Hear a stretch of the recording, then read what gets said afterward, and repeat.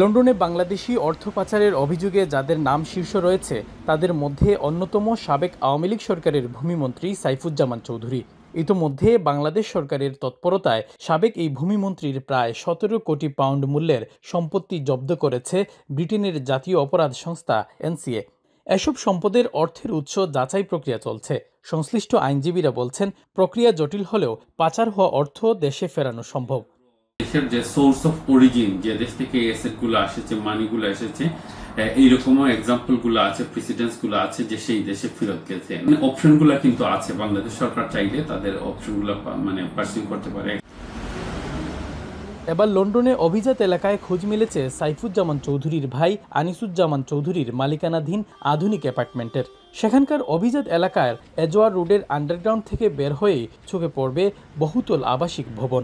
উত্তর লন্ডনের নিউক্যাসল প্লেসে অবস্থিত বিলাসবহুল ওয়েস্টমার্ক টাওয়ারে বিটকম রিয়েল এস্টেট লিমিটেড নামের একটি আবাসন প্রতিষ্ঠানের মাধ্যমে ২০২১ সালের ১৫ জুলাই এই সম্পত্তি কেনা হয়।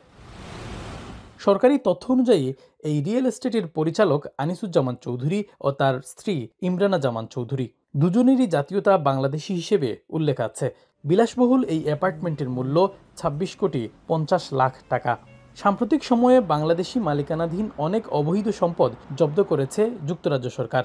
সংশ্লিষ্টরা বলছেন, ব্রিটিশ আইন অনুযায়ী এ ধরনের অপরাধের কঠোর শাস্তি রয়েছে। এসেট যদি ধরা হয়, ঘরের মালিকানা, গাড়ি বা অন্য কিছুতে, বা ব্যাংক ব্যালেন্স, যে এখানে মানি লন্ডারিং করা হয়েছে, সোর্সিং এবং ফান্ডিং এটা লেজিটিমেট সোর্স থেকে না, তাইলে যে কোনো ইন্ডিভিজুয়ালের 14 বছর পর্যন্ত জরিমানা হতে পারে এবং আনলিমিটেড অ্যামাউন্ট অফ ফাইন হতে পারে।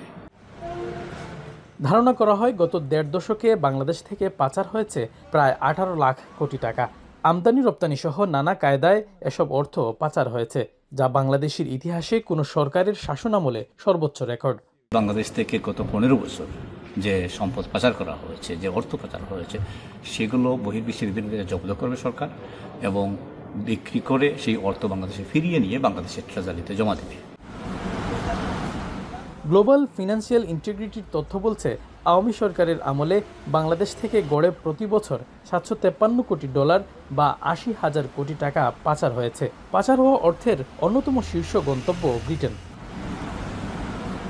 শরীফুল ইসলাম চৌধুরী, এখন, লন্ডন।